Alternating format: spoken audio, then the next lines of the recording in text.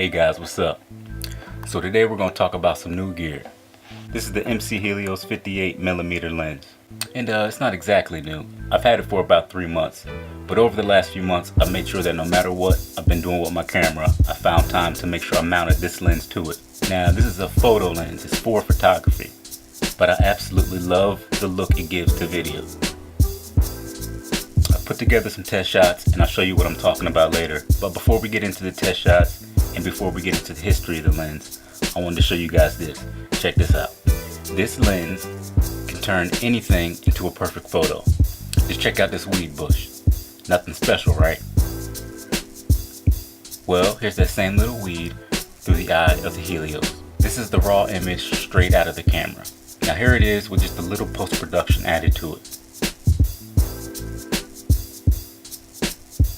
It's the MC Helios 58mm. Let's talk about it.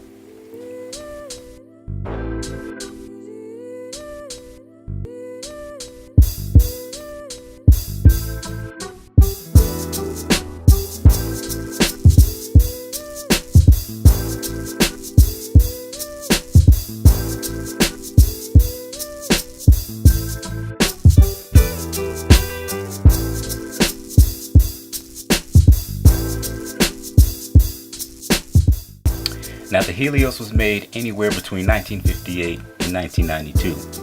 Now this lens was produced on a massive scale, which is great because it keeps the price of the lens down even today.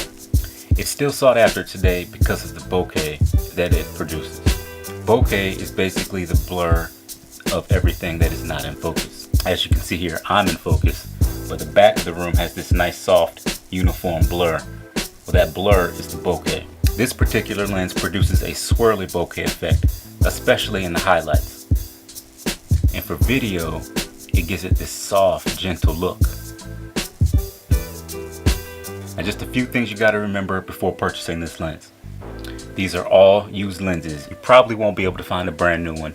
And if you did, my advice is put it in a box somewhere, put it on a shelf, and leave it alone because it's probably a collector's item. Most of these lenses are used, so do be careful when purchasing. I bought mine about 3 months ago, right off of Amazon. I paid 50 bucks for it. And right before I shot this video, I went back to check the price of it. Still $50. So I'll make sure I leave a link for you below and you can check out the lens yourself. Second thing to remember, you'll need a mount so that this old lens fits your new camera. These should run you about $10. Just make sure you get the right one for your camera brand. I'm a Canon guy, so I picked up the one that fits Canon cameras. If you're a Sony guy or you use Panasonic, whatever, just make sure you check the camera specs and pick the right mount for your camera. For you Canon operators, I'll go ahead and link this below. And lastly, there is no autofocus on this lens, which is why in my video shot you'll see that most of the shots are done on the tripod. It's not that I can't pull focus, just that I didn't want to pull focus. I just didn't feel like messing with it. Put it on the tripod, get it in focus, let's roll. I got stuff to do, you know what I'm saying? Okay, time for the test shots. Check it out, guys, and once again, thanks for watching. I'll see you later. Peace.